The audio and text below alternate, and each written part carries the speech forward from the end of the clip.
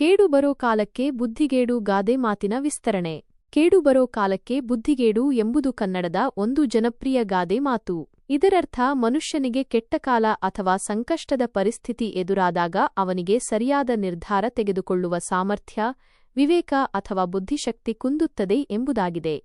ಈ ಗಾದೆ ಮಾತನ್ನು ಇನ್ನಷ್ಟು ವಿಸ್ತರಿಸಿ ನೋಡೋಣ. ಸನ್ನಿವೇಶದ ಪ್ರಭಾವ. ಸಾಮಾನ್ಯವಾಗಿ ಮನುಷ್ಯ ಸುಖವಾಗಿದ್ದಾಗ ಅಥವಾ ಎಲ್ಲವೂ ಸರಿಯಾಗಿದ್ದಾಗ ವಿವೇಚನೆಯಿಂದ ಯೋಚಿಸುತ್ತಾನೆ. ಆದರೆ ಜೀವನದಲ್ಲಿ ಅನಿರೀಕ್ಷಿತ ಸಮಸ್ಯೆಗಳು, ಆರ್ಥಿಕ ತೊಂದರೆಗಳು, ಸಂಬಂಧಗಳಲ್ಲಿ ಬಿರುಕು, ಆರೋಗ್ಯ ಸಮಸ್ಯೆಗಳು ಹೀಗೆ ಯಾವುದೇ ರೀತಿಯ ಕೇಡು ಬಂದಾಗ ಆ ಸನ್ನಿವೇಶದ ಒತ್ತಡದಿಂದಾಗಿ ಮನುಷ್ಯನ ಮನಸ್ಸು ಗೊಂದಲಕ್ಕೊಳಗಾಗುತ್ತದೆ. ಈ ಗೊಂದಲದಲ್ಲಿ ಅವನು ಸರಿಯಾದ ನಿರ್ಧಾರಗಳನ್ನು ತೆಗೆದುಕೊಳ್ಳಲು ವಿಫಲನಾಗುತ್ತಾನೆ. ಬುದ್ಧಿಮಾಂದ್ಯತೆ ಅಲ್ಲ. ಇಲ್ಲಿ ಬುದ್ಧಿಗೇಡು ಎಂದರೆ ಮನುಷ್ಯನಿಗೆ ಬುದ್ಧಿ ಇಲ್ಲ ಎಂದರ್ಥವಲ್ಲ.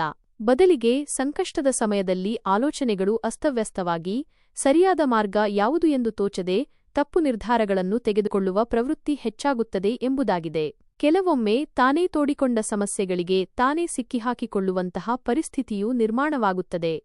ಭಾವನಾತ್ಮಕ ಪರಿಣಾಮ. ಕೇಡು ಬಂದಾಗ ಮನುಷ್ಯನಲ್ಲಿ ಭಯ, ಆತಂಕ, ಹತಾಶೆ, ಕೋಪದಂತಹ ನಕಾರಾತ್ಮಕ ಭಾವನೆಗಳು ಹೆಚ್ಚಾಗುತ್ತವೆ. ಈ ಭಾವನೆಗಳು ಅವನ ವಿವೇಚನೆಗೆ ಮಂಕು ಕವಿಯುತ್ತವೆ. ಭಾವನೆಗಳ ಅಬ್ಬರದಲ್ಲಿ ಬುದ್ಧಿಯು ಕೆಲಸ ಮಾಡದೆ ಕ್ಷಣಿಕ ಆವೇಶದಲ್ಲಿ ತಪ್ಪು ಹೆಜ್ಜೆ ಇಡಲು ಪ್ರೇರೇಪಿಸುತ್ತದೆ. ಉದಾಹರಣೆಗಳು. ಒಬ್ಬ ವ್ಯಾಪಾರಿಗೆ ವ್ಯವಹಾರದಲ್ಲಿ ನಷ್ಟವಾದಾಗ ಆತಂಕದಲ್ಲಿ ಸರಿಯಾದ ವಿಶ್ಲೇಷಣೆ ಮಾಡದೆ ಮತ್ತಷ್ಟು ನಷ್ಟಕ್ಕೆ ಕಾರಣವಾಗುವ ನಿರ್ಧಾರಗಳನ್ನು ತೆಗೆದುಕೊಳ್ಳುವುದು. ಕುಟುಂಬದಲ್ಲಿ ಜಗಳವಾದಾಗ ಕೋಪದಲ್ಲಿ ಇನ್ನೊಬ್ಬರ ಮಾತನ್ನು ಕೇಳದೆ ಸಂಬಂಧಗಳನ್ನು ಹಾಳು ಮಾಡಿಕೊಳ್ಳುವುದು. ಪರೀಕ್ಷೆಯಲ್ಲಿ ಕಡಿಮೆ ಅಂಕ ಬಂದಾಗ ನಿರಾಶೆಯಲ್ಲಿ ಸರಿಯಾಗಿ ಓದದೆ ಮುಂದೆ ಮತ್ತಷ್ಟು ಹಿನ್ನಡೆ ಅನುಭವಿಸುವುದು. ಪಾಠ.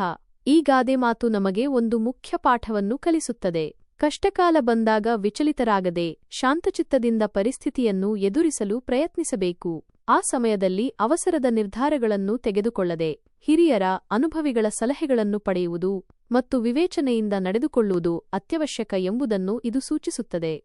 ಸಂಕ್ಷಿಪ್ತವಾಗಿ ಹೇಳುವುದಾದರೆ, ಕೇಡು ಬರೋ ಕಾಲಕ್ಕೆ ಬುದ್ಧಿಗೇಡು ಎಂಬ ಗಾದೆ ಮಾತು ಕಷ್ಟದ ಸಮಯದಲ್ಲಿ ಮನುಷ್ಯನ ವಿವೇಚನಾ ಶಕ್ತಿ ಕುಂದಿ ತಪ್ಪು ನಿರ್ಧಾರಗಳನ್ನು ತೆಗೆದುಕೊಳ್ಳುವ ಸಾಧ್ಯತೆ ಹೆಚ್ಚಿರುತ್ತದೆ ಎಂಬುದನ್ನು ಮನವರಿಕೆ ಮಾಡಿಕೊಡುತ್ತದೆ. ಆದ್ದರಿಂದ ಎಂತಹ ಸನ್ನಿವೇಶದಲ್ಲೂ ಸ್ಥಿತಪ್ರಜ್ಞೆಯನ್ನು ಕಾಯ್ದುಕೊಳ್ಳುವುದು ಮುಖ್ಯ.